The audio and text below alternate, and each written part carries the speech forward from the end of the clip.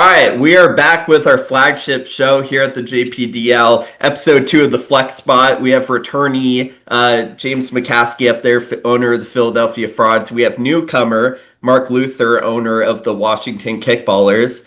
Gentlemen, how are we doing this evening? I'm doing great, man. I've got the exciting white shirt on. I'm ready to represent my guys today, and just have a great session. Yeah, Good. Friday night couldn't be better.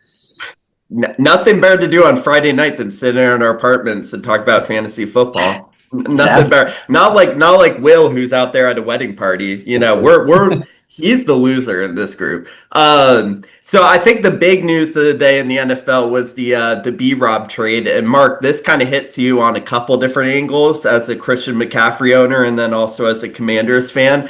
What was your first inkling of the trade? Well, I mean, initially as a Redskins fan, absolute W.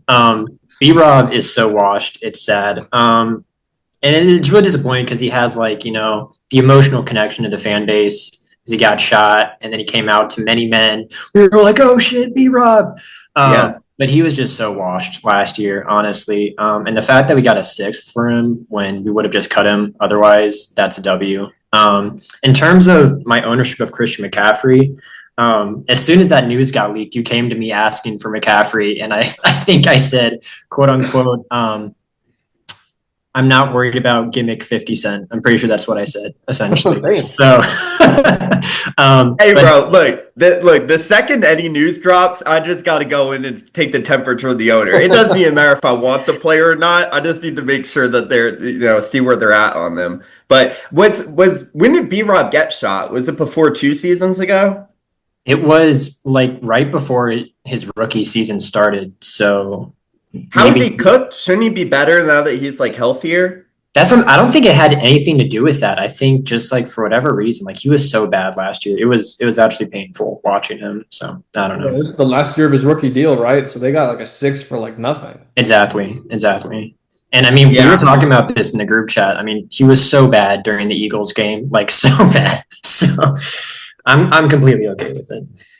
Yeah, I mean, for me personally, I own Austin Eckler, so wheels up for him. I have Nick Chubb, so wheels up for him because there was a good chance that B-Rob was going to the Texans. Obviously, the Niners, I think they have 5 running backs who are injured behind CMC right now, so I guess they needed just a body as depth. But I feel like a lot of backfields kind of avoided a minefield right there with B-Rob, even though he sucks. So, yeah, I don't know. What about I don't even know how to say his name, bro. Bill.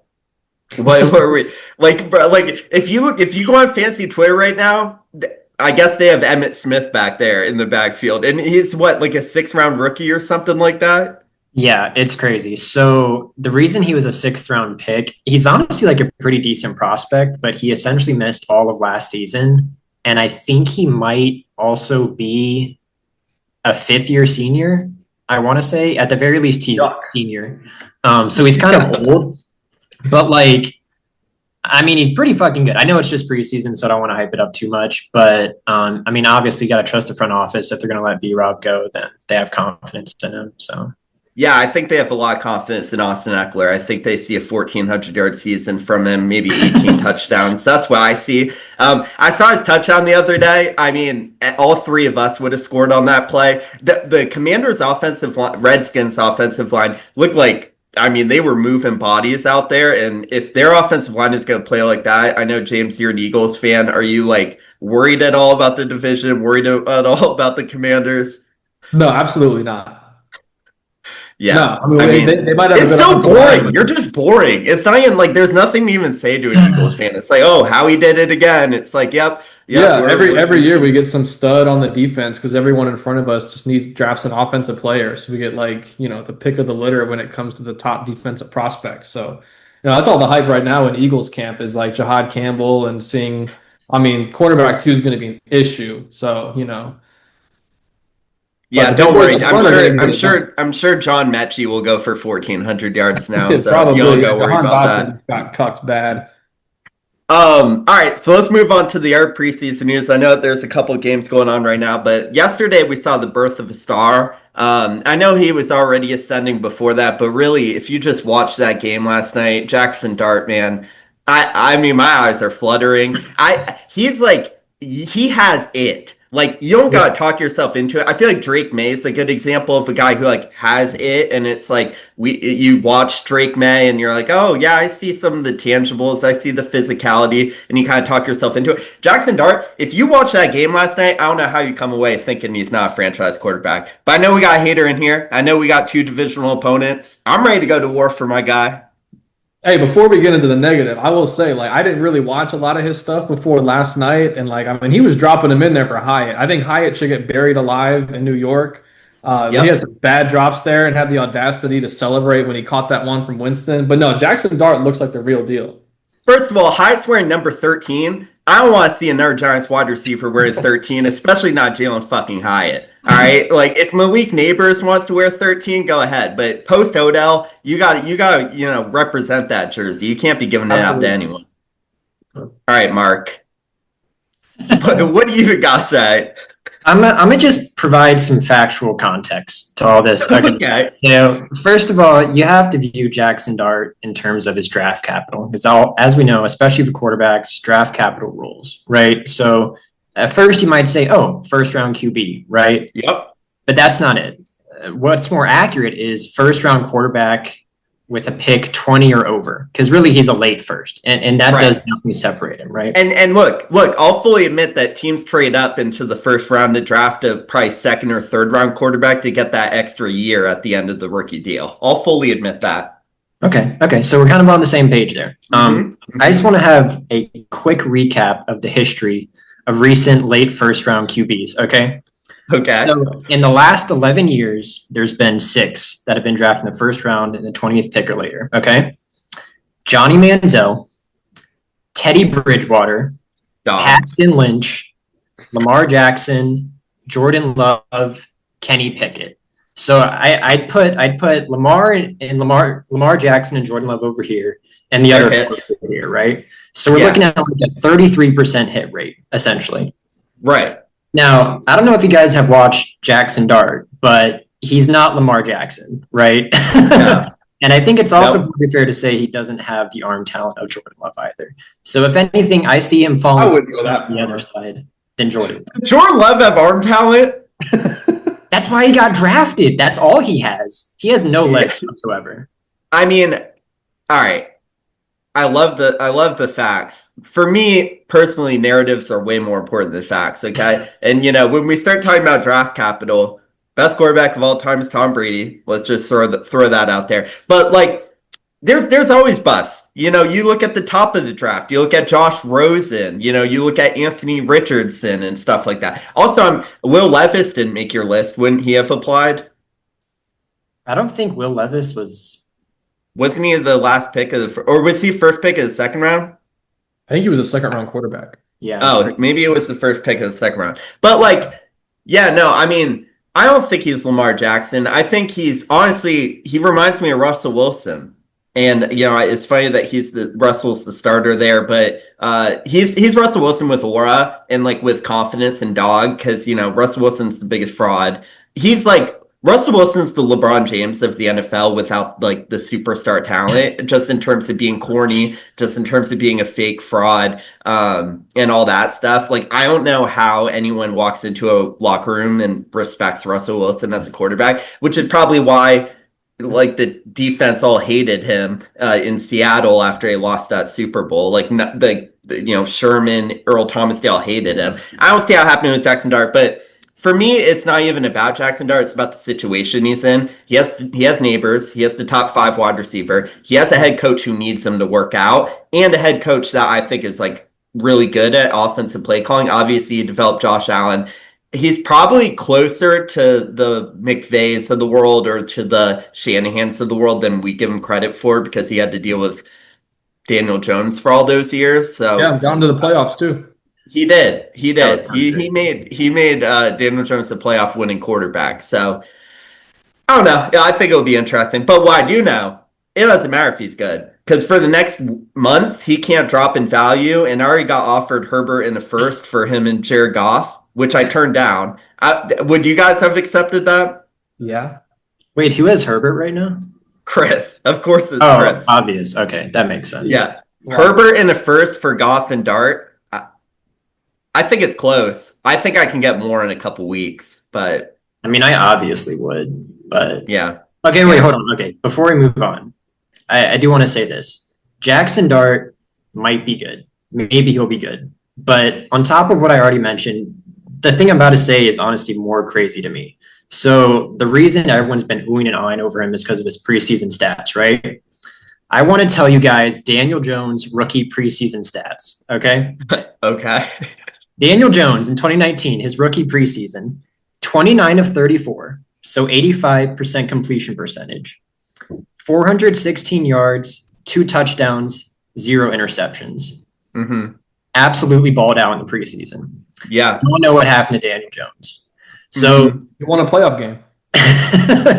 Dude, Daniel Jones, like if we were playing Dynasty back then, after that Buccaneers game, like his first career game, he might have gone for 5 first-round picks in our league. Like when you threw 5 touchdowns in like 3 quarters. I honestly forgot about that. I completely Yeah, he had like the best opening game of all time. And I remember Chris walking around the next day, like being like, we have a top 5 quarterback, like blah blah. The only thing worse than that was when you guys drafted Dwayne Haskins and Will was like Super Bowls Bro, are you have coming to to put that watch. video up. You have to put that video up, bro. He was so Yeah. happy. The Snyder. Washington Redskins select Dwayne Haskins! Come on! Oh my God. Super Bowls are coming to Washington. Super Bowls are coming to Washington. Y'all got a franchise QB. And here's why. He was born in Highland Park, New Jersey. They hate it. They've been hating. Yeah, that's that's the funniest video of all time. Speaking of rookie quarterback stuff, no one's talking about. I just wanted to bring this up. No one's talking about Cam Ward. Is he like the least discussed number 1 pick of all time? Yeah, I think it was just like a weak QB class. Like, it wasn't, it was like he was just like kind of the guy, like the clear cut above everybody else, even if it wasn't like that big of a gap. And like he's in Tennessee, like who gives a fuck? Like Tennessee stinks. So it's just like the expectations really aren't there. I think just New York is a bigger market. That's why Jackson Dart, and like he also did ball out in preseason, but I honestly haven't seen a lick of Cam Ward's stats anywhere. Has he played the preseason? I don't know. I really don't know. I mean, maybe that shows how much ball I know, but like I feel like there hasn't been any story or any pieces on him at all. He's definitely played. I know that for sure. But I think James is right. It's Tennessee. No one gives a shit. Which honestly I think might be good for him because he doesn't have the spotlight there. Kind of just allows him to, grind and like not really be put in the spotlight. But I think it'll be good for him. Yeah. Do you guys think he's good? I do. Yeah, I think so. He's just so boring. Like there's not a single part of Cam Ward that's in, even his name, like Cam Ward. Like it just elicits no reaction for me. Yeah, no, Jackson Dart sounds like a character in like a Western or something, but Cam Ward he sounds like he's out of Tron or something like that. Okay, well, see, this is the other thing for me with Jackson Dart. If he didn't have so much aura, honestly, no one would give a shit about him. Like, I feel like that's the main driving force right now, honestly. But Mark, I dropped a 9-minute video earlier today talking about how aura is the most important thing for determining a good quarterback, or at least a strong factor in it. I thought you said it was attractiveness. Aura, attractiveness, they're pretty similar, okay. I think. Some would say they're the same circle. But yeah, I mean, obviously the aura helps. I think aura is a good thing though. Like if I were an NFL team and I were a GM, I would take that into consideration. Just because I would want people to follow my guy. Like if you're not being able to command a locker room, who's gonna follow you in the battle? Yeah. Yeah. All right. So I'm not gonna be much help in this discussion, but the Premier League started back today. I know both of you guys are big soccer fans. Oh yeah. Like where are we at with like the Premier League? Because I've been pretty checked out. Last I was in it, like Man City was just dominating year in and year out. I don't think that's really the case anymore. Who's like the dominant team? I'll let you take this one, James, if you want to. Well, I mean, it's going to be, it's Liverpool. They won the league last year. Yeah, they won the league last year. I know they had a big collapse when I was following it more. Also, being an American and watching being a Premier League fan is like one of the worst experiences ever because like unless you're like really really like dedicated into it, like while other sports are going on, like I'll just be scrolling through my day and I'm like, oh shit, Liverpool won or Liverpool lost. Like I have no idea when the games are. I can't be bothered to set reminders. But no, I think Liverpool, they're going to have a chance. They have a really good team. I'm sure they'll bottle a couple trophies like they did last year.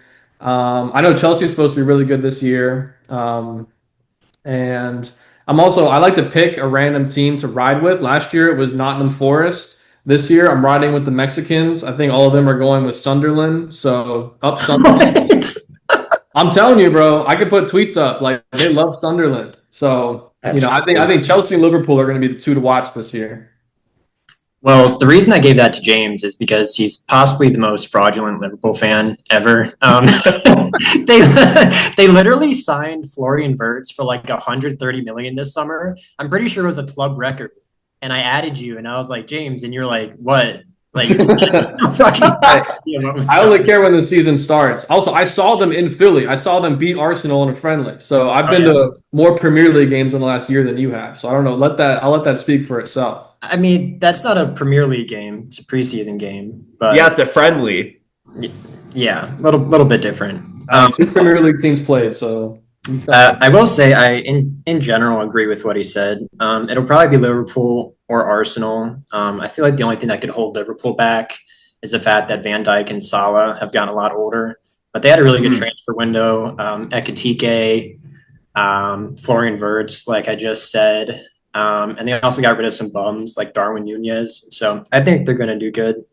And what about Man U?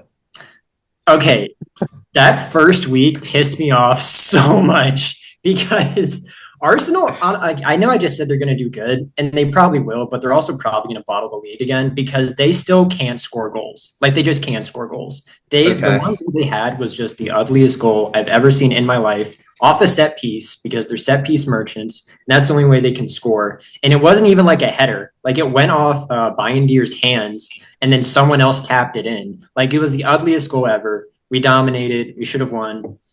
Silver lining is last year we would have just gotten destroyed. So this year at least we actually look good. So I am hopeful, but that first result pissed me off so much. Mark, do you guys still have that one goalie like Osana or something like that? Onana? Yeah. Like the most every soccer tweet I do see is just people sending him like death threats and stuff. No, he's so bad. He's so bad that we literally used our backup goalkeeper. He was healthy and we still benched him. So Donnarumma from PSG is available right now. I've heard some rumors. If we sign him, that'll be so great because I can't go another season with Onana in our backup again. Yeah. All right, so I tasked everyone with coming up with a bold NFL prediction before the upcoming season. James, we can start with you. Yeah, my prediction, I didn't even really think about this too much. It was just a gut ball knowledge feeling. I don't think the Ravens are going to win a playoff game this year. That's so interesting. I don't hate that. I feel like, man, if they don't win a playoff game this year, dude, they got to change something. Like, Harbaugh's got to be out. Obviously, you can't trade Lamar, but we can't keep running this shit back. I know. And, I think I don't know. I just feel like when it gets to the playoffs, you have to be able to pass the ball more. And, their receivers just aren't, they're not elite enough to be able to, beat a great defense, And, Mark Andrews was that guy for a little bit, but he kind of sucks now. He stinks. Zay Flowers is a wide receiver too. Rashad Bateman stinks. I just don't think they have the guys outside to get it done, in the playoffs. So I just think that if they go down, it's just tougher for them to get back into games, and we've seen that, over the last couple of years. So I would not be surprised if they didn't win a playoff game this year. I feel like at this point it's like a mental thing with them. They make one mistake and then it just compounds on itself because they just are like, oh, here we go again. Like in the Bills game last year, Lamar throws a pick and then they fumble and then they have a defensive breakdown. And it was the same thing in the Chiefs AFC Championship game when Zay Flowers fumbled when he had a touchdown basically, and then Lamar get sacks and fumbles. And like, I remember back in 2019 when I was like as big a Lamar fan as there probably was in the world just because he was my keeper.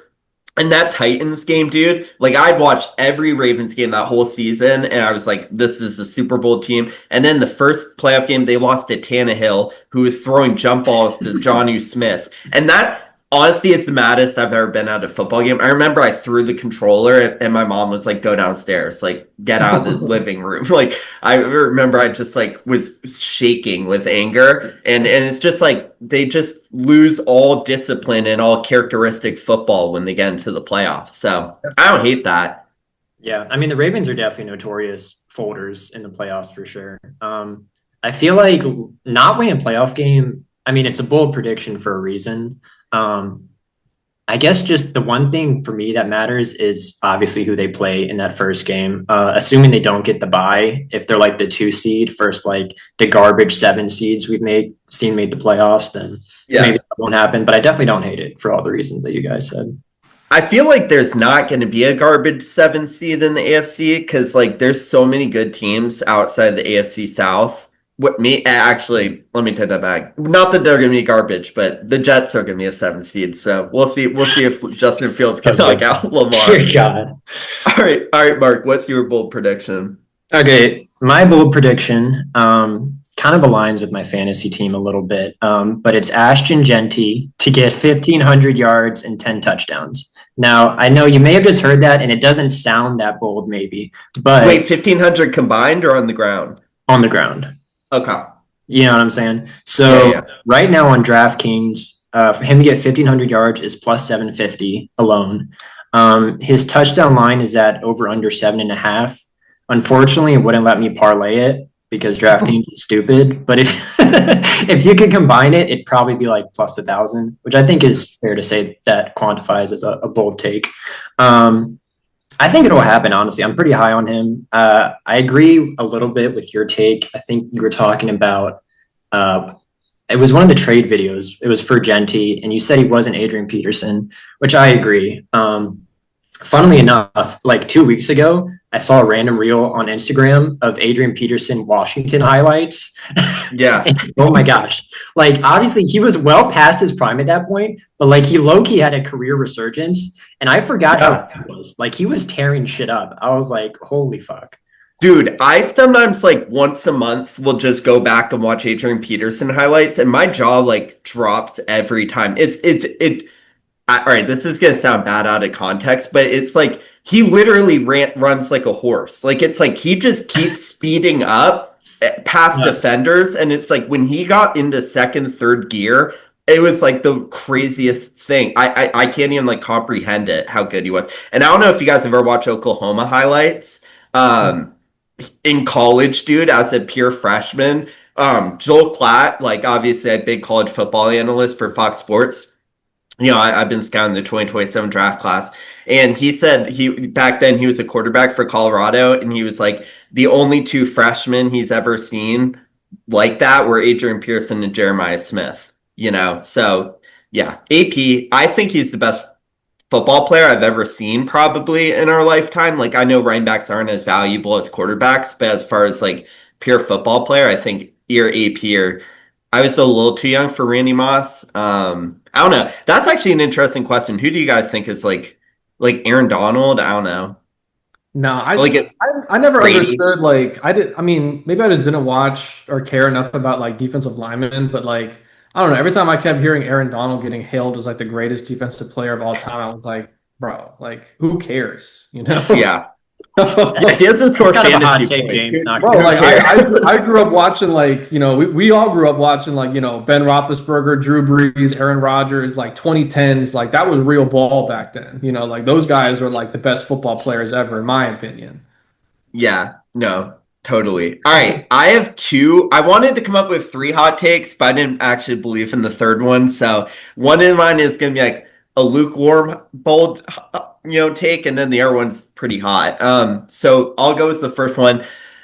First one, Jaguars are winning the AFC South, and I think the Texans, parlaying with that is the Texans are going to miss the playoffs. My justification, It's time. It's time for Trevor Lawrence to really step up and be that guy. I don't think the Texans are very good. They have the 32nd ranked offensive line in football. Their defense is pretty good. Like D'Amico Ryans, he's a good defensive head coach.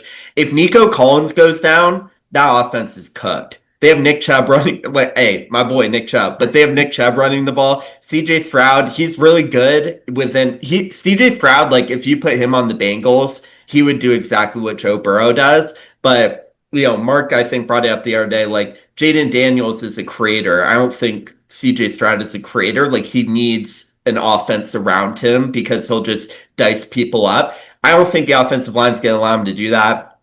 If Nico Collins goes down, they're cooked. And then for the Jags, if Travis Hunter is generational, they should really take a step up this year. Liam Cohen's a great offensive coach. We already saw what he did with Baker Mayfield, making them like a top 5 offense down the stretch. So, yeah, I think the Jags win the AFC South. And obviously, we're not worried about the Titans or the Colts. I'm going to counter that. Okay. I think, for one, I think you're right, at least in terms of the Jags offense, that it is obviously going to take a step forward. I think T-Law will do well. If he doesn't, then yeah, it's over. I mean, I know they just signed him to a contract, but this is like a perfect situation. So if he doesn't do well this year, he's never going to. But their defense is still super suspect. And I don't really think they did anything over the offseason to address that. I mean, you're right. The Texans. Travis Hunter, but go ahead. I mean, okay, I'll qualify that. I'll qualify that. But I mean, one corner isn't going to fix everything else. Yeah. In terms of the Texans, you're right. Their offensive line is dog shit. I'm kind of concerned about that, not going to lie, as a CJ Stroud owner. But I feel like prefacing it on Nico Collins getting injured when he's a wide receiver who rarely gets injured, or wide receivers rarely get injured. And he got injured last year, so I feel like it's not going to happen back-to-back years. So I think that'll be fine. Yeah, I'm not predicating on Nico getting hurt. I'm just saying if Nico gets hurt, it's over. Like, it's completely over. That's very good. James, what do you think? I mean, didn't he make the playoffs last year with a bad, banged-up team? CJ Stroud did? Yeah, but that's also a product of the division. Which also, another point to my point is that the Texans have to play a first-place schedule. The Jaguars have an easier schedule. Okay. Yeah, the Jaguars also just, like, suck. Okay, so talking about schedule, I know that's like supposed to be a thing, but then the Giants have the hardest schedule in football. So are we sure that's a thing? No, it should be. Like, I don't know how that worked for the Giants. Well, no, I know how it worked for the Giants because, like, the NFC East is screwed because I think they have to play, like, the 2 best divisions. And then the reason the Giants is the hardest is because they also have to play the Cowboys, Eagles, Commanders, if that makes sense. Okay. Whereas, like, the other teams get to play the Giants, which is, like, looked at as, like, a super easy game, which is why they have an easier schedule. Yeah, well, it's just crazy because they were, like, so ass last year, and now they have the hardest schedule in football. It's hilarious. Yeah, just a day in the life of Chris. All right, my bolder one. This is bold, okay? And I know you guys are going to hate this, so I mean, I'm just going to throw it out there. I really want to say he's going to win it, but I think he'll get top 3. Dak's going to finish as a top 3 MVP candidate. And no. Bro, hear me out. They're going to have a terrible defense if they don't figure out the Parsons situation. Even if they do, their defense is going to suck. He's going to play most of his games in the dome. He doesn't have a running game. He has George Pickens. He has CeeDee Lamb. They have an offensive play caller who's going to throw the shit out of the ball. So he's going to throw for 5,000 yards and 40 touchdowns if he doesn't get hurt. Like, I don't even think that's a hot take. I guarantee you if he doesn't get hurt, he's throwing for 5K and 35. So then it's just, what's their record going to be? And it's like, how many wins does he have to get to be in the MVP conversation? And like, we saw what Burrow did last year, right? I can see Dak having a Burrow year. You can't even say it with a straight face. That's not going to happen. I'm laughing at Mark. No, all right.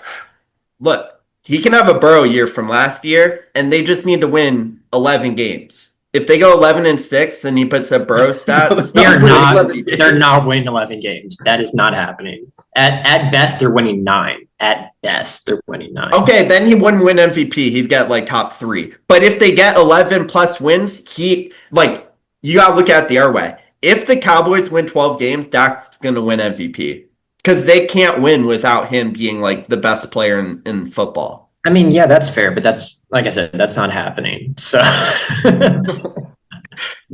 okay, so I just like okay, all right. Forget like the record for a second. Uh-huh. And this goes into fantasy a little bit. Every time I look at it, how is Dak not going to throw? Like, how are his stats not going to be insane this year? Just on pure volume. Like, this is like the Sam Howell thing when Sam Howell led the league in passing yards because they had to throw every fucking play. Like, how is that not going to happen to Dak with way better? He's way better than Sam Howell, and he has way better wide receivers. I don't know. I feel like as a recovering Dak Prescott owner, like 2 years ago, I had the exact same mindset. I was like, he finished like top 5 this like the previous year. This was like 2 years ago, I think. And I was like, nothing changed on the offense. And they got Parsons now, like blah, blah, blah, is going to be great. And then like he finished like QB 18 or QB 19. You know, like he's also getting older and the running game sucks. So like the defense is definitely going to be focused on Pickens and Lamb the whole time. Like I just don't see him having a Burrow type year, and they're definitely not getting anywhere close to 12 wins. Okay, I'll say this. First off, 5,000 yards is fucking crazy. Hey, I'll sign up right. What's 5,000 divided by 17? Burrow didn't even get 5,000 yards last year. The last How many did he get? He got 4,900, so it was close, but still. How many games did he play? Didn't he get hurt a couple? No, he played 17. Okay. The last quarterback to get 5,000 was Mahomes, aka 15, back in 2022. So it's been a minute. All right, we're due. I will say this, and whoever edits this can bring up Dak's stats. For whatever reason, he alternates years. If you look at like the past He's 5 an or every 6 other years, year guy. Yeah. literally, he's ass or he'll throw for 30 plus touchdowns. His line right now is like 26 and a half. So if you're a degenerate, absolutely smash the over on that because he's definitely getting 30 plus touchdowns. So I'm with you there. But top 3 in MVP, I mean, you just have to take into consideration all the other great quarterbacks in the league. Like, who's he going to beat out? You know, I don't know. Well, we already said Lamar's going to take a step back this year. So I don't think, all right, if I were going to look at other MVP candidates, 15's not on that level. They're going to play the most boring 13-4 season of all time. I mean, it'll be Allen again. It'll be Allen, Lamar, and Dak. I don't know. It might be Burrow. It'll be like those 4. JD? Come on now. Come on, okay. A step forward. No, that's not a bad take. I would believe more in JD finishing closer in MVP voting than Dak for sure. All right, how about this for a take? Jalen Hurts will finish 4th. Wait, never mind. I'm done. I was going to say something like if Dart starts by week 3, Hurts is going to be the worst quarterback in the division by the end of the year, which I don't think. Hey, actually, that's not even a hot take. Yeah. All right, we're back from our little halftime. All fueled up and ready to go for the second half here. So 2 more topics to hit here. The first one, Chris, owner of the 67ers, decided, first of all, biggest degenerate in the league, I think. Remember when we sent around like how much we had all bet or whatever in our lifetime? And his was like 10,000? No, it might have been more. Was it like $15,000? I don't know. It was something bad. I don't know. What's the biggest bet you guys have ever placed? You know mine, Mitchell. We were working on locks together. I ran $5 up to like 194, and I put all of it on a 2-legger, and I watched the Mets have a complete collapse and face 11 batters in 1 inning, and I watched all my money disappear. So around $200 is my focus. Mark? I don't know if I want to go on record saying, but is it higher or lower than 400? It was triple digits, and it was at least a few hundred. I'll say that. Did it hit? And it hit, by the way. Okay. Just want to say. Hey, when you know, you know. You must have been convicted. God damn. What was it, or do you want to say what was on, or like what was the sweat like? Was it like the most anxiety you've ever felt? Yeah, so it's kind of a funny story. So this was back during Sam Howell's savior year. Yeah. week 1 against the Cardinals. And there's this shitty sports book. I don't even know if it's around anymore. It was called Betfred. They had this they had this promo where you could bet, like, I think it was like anything up to like 500. It may have even been more than that. I don't know. But then if you lost, you got like half of it back in bonus bets. And I did it on, it was like Bills spread. I don't remember who they were playing. I think it was the Raiders. And for some reason, it was like 7.5 or something stupid. And I was like, oh, that's free. So I took that, and then I was at the game sweating us, not only playing the Cardinals, and it was like stupid close because Sam Howell was getting sacked every play. But then I was also worried about all the money that I potentially was going to lose. So Yeah, I'm trying to think of mine. Mine was probably 300 or something in that range. I don't really remember it. I work in athletics now, so like technically I'm not allowed to bet on anything. Like it's a weird thing. Like if you work in college athletics, anything that we play, like Virginia Tech, we can't bet on even professionally. So like we play football at Virginia Tech. I can't bet on the NFL. I can't even put money on fantasy football, which is not that I think we would have a buy-in anyways, because I believe like, you know, bragging rights is more important than money. But even if we could, I would not be allowed to do it. So I haven't bet in like 2 years now. Dang. Yeah, dude. The most degenerate thing I've ever heard is one of my friends, I won't name him, but he's a big Eagles fan, and he like tweaks out over games like more than I do. And when they played the Chiefs in the Super Bowl, he put $300 on the Chiefs just in case if the Eagles lost, he would still be happy. And I love that.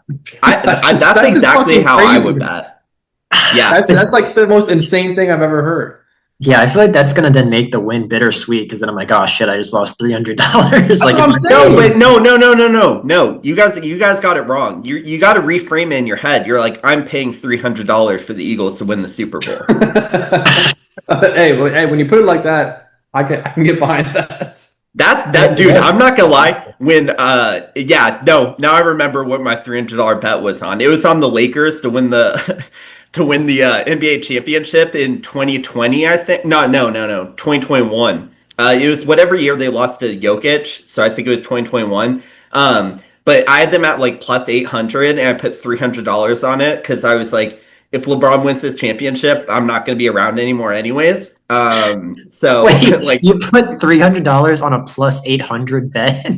Mark, that was my thought process because I was like, this money's not coming to me. Like, it's not coming to the grave. Okay. So I was like, I'll give it to my brother or something like that. So you're saying like $2,000 was the minimum amount for you to be happy with the Lakers winning, essentially. I was cheering against them.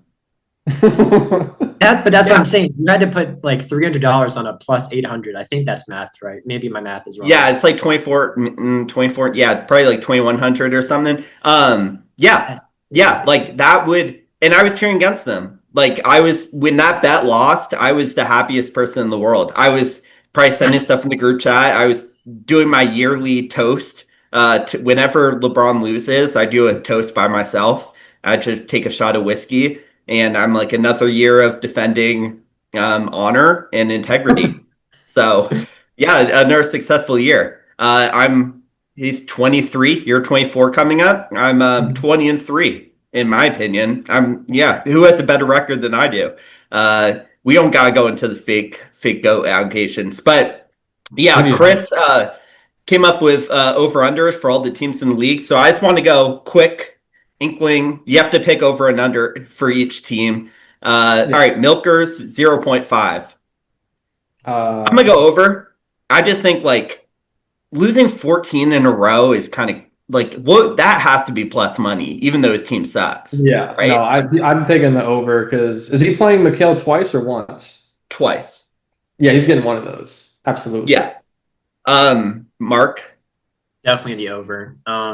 I mean, he literally just has to win once. Like you said, he'll play Mikal twice. But even then, like if you look at my team a couple of years ago when I was like absolute ass, I was like winning 5 games like off the dumbest bullshit. You probably beat me twice. Exactly. So it's fantasy football. I mean, all he has to do is win once. Definitely the over.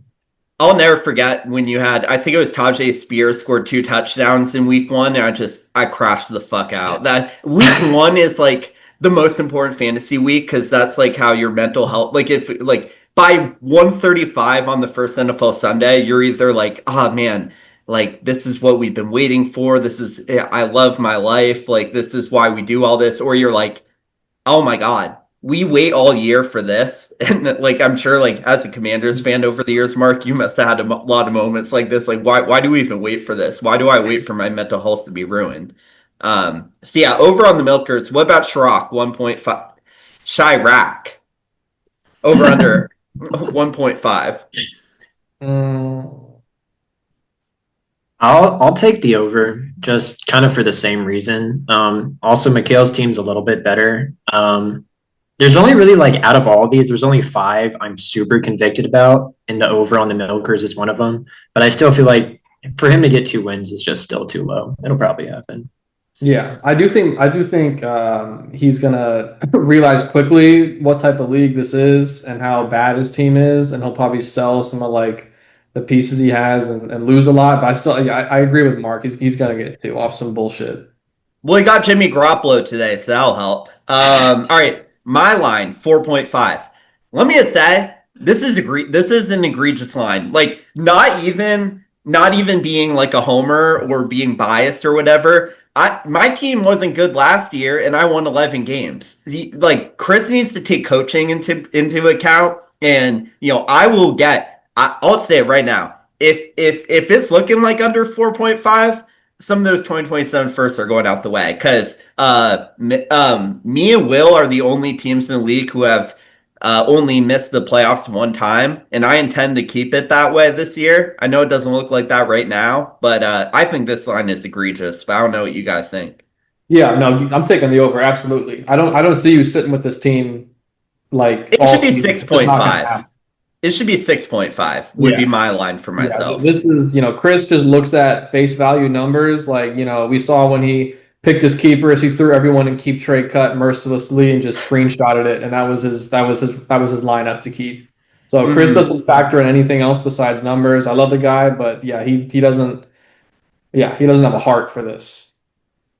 All right. So initially, when these got posted in the group chat and you were pretty adamant about taking your over, I believed you. And then I looked at your team and I didn't realize how bad it is. I thought it was better than it was. I guess I just haven't really been keeping track over the offseason, like how people's teams have evolved.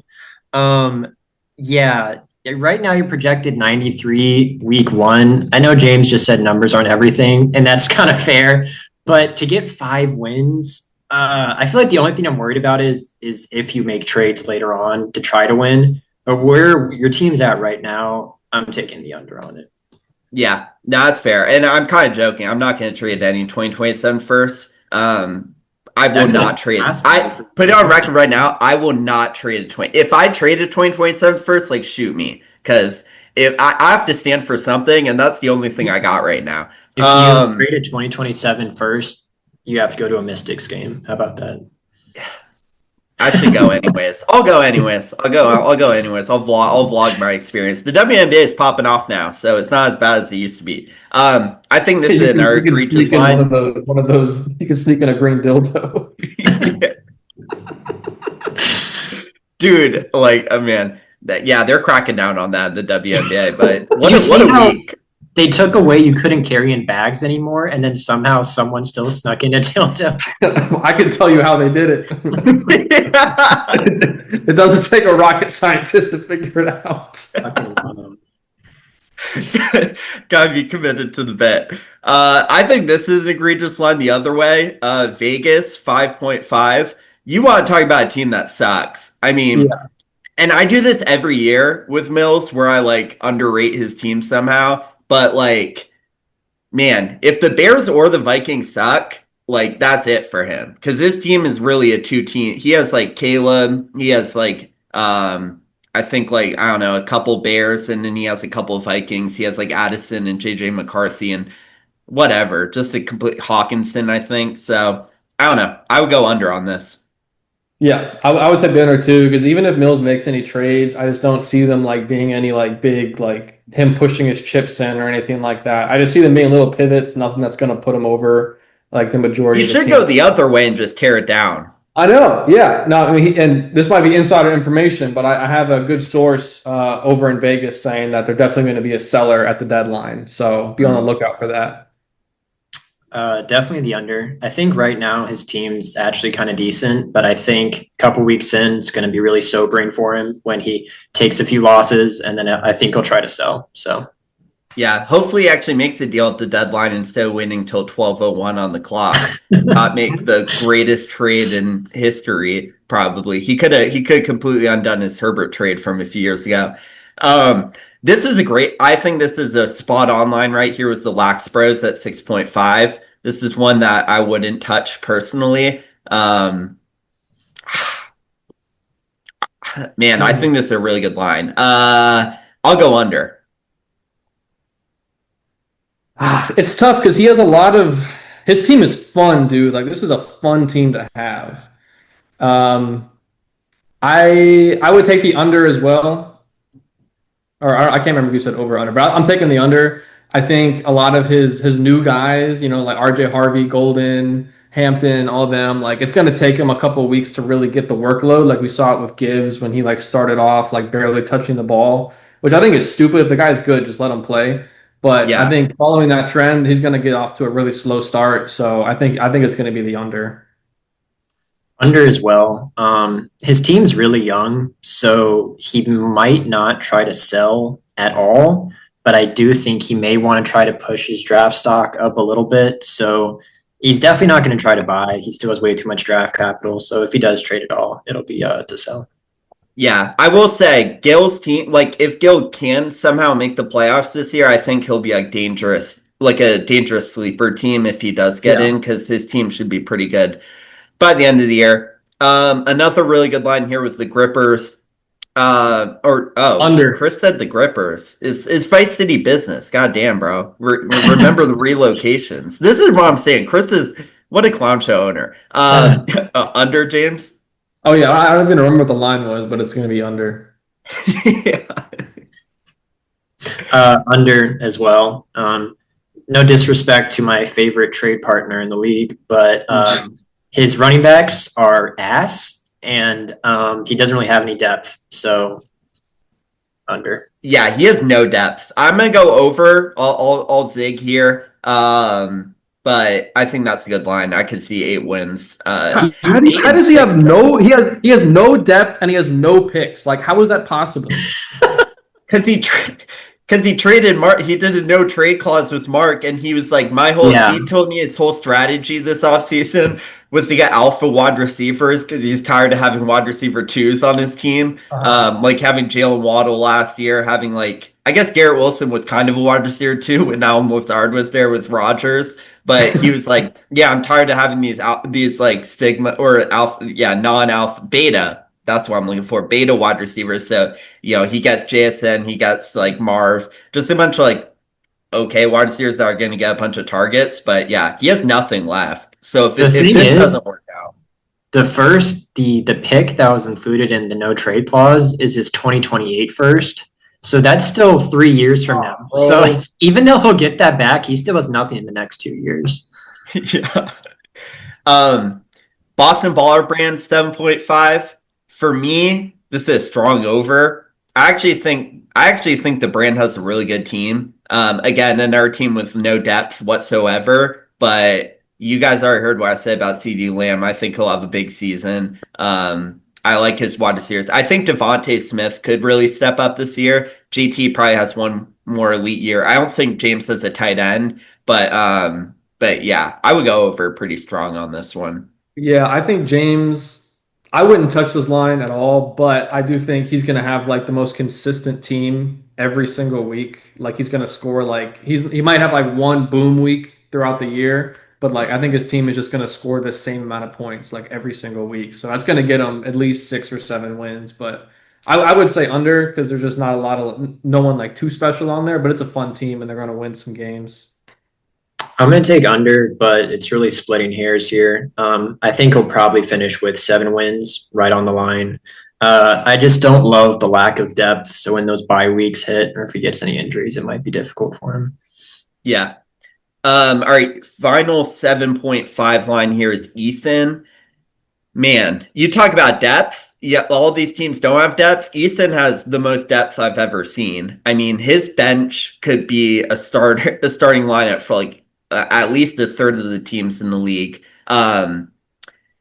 Man, I just think Ethan's gonna have a really hard time starting people week to week. Like that, he's gonna be the underperformer every single week because someone on his bench is gonna go off. So I like this is kind of the team I had last year. I feel like where I had like 20 guys who were all projected about the same each week. So it's like, who are you gonna start? Who are you gonna sit? I'm gonna go under. I don't love it. I think this is a decent line. But I'm gonna go under here. Yeah, I'm gonna go under for all the same reasons. I hate like having depth is important, but like I hate making start sit decisions. It's like the most painful thing in the world. But yeah, no, I'm taking the under. I'm gonna disagree. I'm gonna take the over. I believe in Ethan at this point. He's convinced me. You're right, where it is kind of just a lot of depth, where it might be uncertain who he should pick to start, but he'll figure it out. He'll make trades if he has to. I can see him getting 8 wins. Yeah. Yeah, I think that's a good line. Here's a bad line in my opinion. The 67ers 8.5. I don't care if Chris has I don't care if he has Bijan, Gibbs, Saquon. I don't care what his roster looks like. This is the opposite of me. Coaching matters in this league, and this is the worst coach in the league by far. Not even close. If someone's going to find a way to fuck it up, it'll be him. I know his team on paper is clearly the 4th best team. There's no shot. Yeah, Mark, to your point, like maybe I'll take the under on Ethan, but he'll still beat out Chris. It doesn't matter. He'll figure out a way. Yeah, this is an easy under for me. Yeah, I agree. Like there are a couple, constants in this league. There's Will and I losing in the finals, and there's Chris just not ever cracking a positive record. So I don't see him getting anywhere close to getting close to 8 wins, but yeah, he's gonna win 6 games. Somehow he's gonna find a way. I want to believe in him. I like Chris, but his coaching style is just like I don't know, it's like a caveman trying to figure out how to start a fire. Like it's just violent. Well, surprise, surprise. I'm going to make it unanimous under. It's Chris. Nothing more needs to be said, honestly. Yep. Yeah, that was a simple one. Mark, this is your team here, so I'll let you go first on this one. The line is 10.5 for you. Over. And I'm strong about this one. Okay. Last year, I had the second most points for. I had the most points against, and I had the worst injury crisis I think this league may have ever seen. Rashee Rice, Nico Collins. I'm going to forget some off the top of my head. Chris Godwin. And I'm definitely missing. I mean, Jordan Love missed 2 weeks right off the bat. That was painful. It was just injury after injury. So this year's going to be a bounce back. Hopefully we can stay healthy. And I like how my team looks. So over. Yeah, I would agree with that. I think Mark, you have a really strong team. You coach them boys good. I think it's going to be an 11 minimum. Yeah, it's tough for me with the top 3 teams because you guys are all pretty good. I'll say that because James, you're coming up here in a minute. Man, so to get this, you'd have to go 11-3. I'll say you go 10-4, so I'll go under. I think 11 wins is a hard line to get. Maybe you'll rest your starters in week 14 and hit the under. So I'll go 10-4. James, 11.5 for you. What would you say for your line? Hammer my under. I'm telling you, hammer my under. Put the farm on the under. You were going to see one of the worst stretches of Philadelphia frauds ball from like week 7 to 9. In week 7, Allen and Lamar are both on bye weeks. Week 8, Gibbs, Montgomery, Brock Bowers, and Kyron Williams are all on bye week. And then week 9, AJ Brown and Mike Evans are on bye. So I'm just going to be all my guys are going to be resting in like the middle part of the season, and we did that strategically for seeding purposes and health reasons. So yeah, no, hammer the under because I'm losing 3 games. So that puts me at 11, and then I'm probably gonna, I don't know, some bullshit's gonna happen. I'm gonna lose like 2 other games. So yeah, hammer the under. Yeah, I'm this is gonna a lock for me. Sorry, Mark. This is a lock for me on the under. But go ahead. I'm gonna take James' word for it. Honestly, no one knows their team better than the coach himself, Mhm. unless you're Chris because he's delusional. But I'm gonna take James' word for it. I feel like under 11.5 for sure. Yeah. And then last, the Los Angeles Flames, 12.5. I mean, so to get this, he has to go 13-1 on the over. That's an insane line. Uh, I'm gonna go over. I really think, and I'm gonna come out with a bold prediction episode for the JPDL in the coming days. I think he has a chance to go undefeated for the regular season. Now, granted, he'll lose in the playoffs. I don't know if he'll be the semifinals or the finals, but for regular season, you guys got to realize no one's a better regular season owner than Will. I mean, he's the most winningest regular season owner in JPDL history. He knows how to work that regular season. He hasn't cracked the playoffs. His team's amazing. I know you guys are the two best competitors, but to me, I think he has one of the best, like for this season, one of the best rosters you could have. I'm gonna go the over with the caveat that he's gonna lose in the playoffs. So maybe he loses one game. At worst, he's going 11-3. I could see 12-2, but I think he has a chance to go undefeated. But I'll go 13-1. Yeah, I agree with everything you just said. I was thinking the same thing. You know, just the narrative, the story of him absolutely dominating again and then losing in the playoffs. And I'll go a step further. My bold prediction is I think Gilchrist is going to beat Will in the playoffs. I think all Okay. the Gilchrist rookies and second year players are just going to be like at peak ascension, and all of Will's guys are just going to be at like that level, or maybe there's some guys that are banged up or dinged up or whatever. I think Gil is just gonna like just have the week of his life and just knock Will out of the playoffs. So that's my bold prediction, but I definitely think I'm gonna take the over too.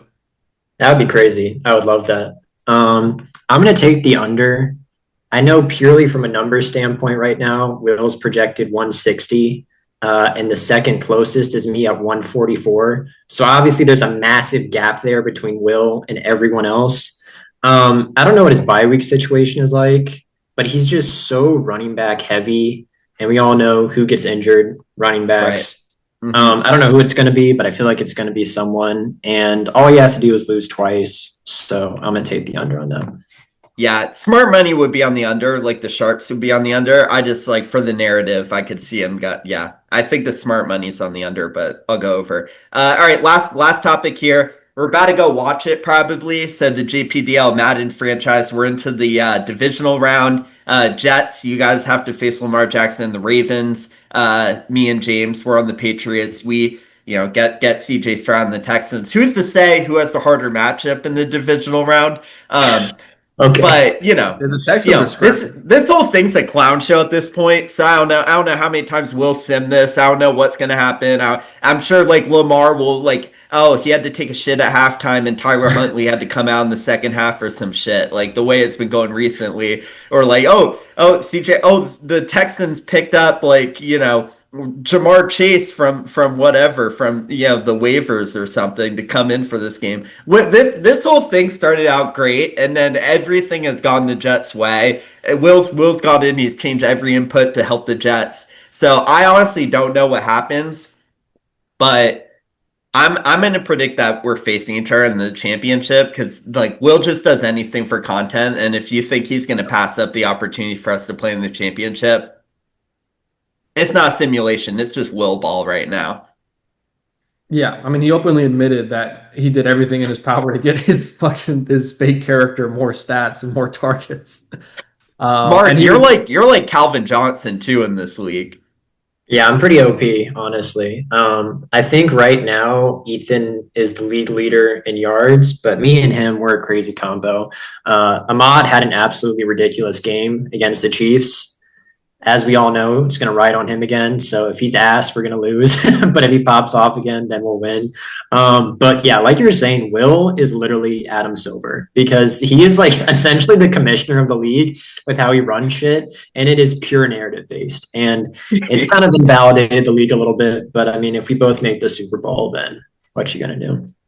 Yeah, look, you guys can say whatever you want about me as commissioner, but at least Will's not running the JPDL because it would be an absolute clown show on a week in, I would week fall out to my basis. knees. I'd probably retire, honestly. I'd probably leave. Yeah. All right, cool. Well, we'll get out of here. Thank y'all for hopping on episode 2 of the Flex Spot. We'll be back, I think, early next week for our 3rd episode, but hopefully y'all viewers at home had a good time, and make sure you hit the subscribe button. That's how we're going to grow. We're coming for the Flock League. Only 199, 950 subscribers to go. So we're well on our way. Yeah, and keep All your right, thank keep your y'all. eye out. Keep your eye out for that $100 giveaway. Mitchell's going to Yeah. be doing. I don't know Yep, when that's yep. dropping, but keep your eye out. No, don't worry. Any day now. We're still doing the random wheel to decide the winner, but our wheel's been like messing up on the back end, so I just got to reset the hardware, and we'll get that situated. Don't worry about that. Okay, if you need help, let me know. Yeah, yeah, I'll reach out. My phone's also been having problems, so I'll make sure I can like figure out my text messages or something like that. Okay. All right, catch y'all.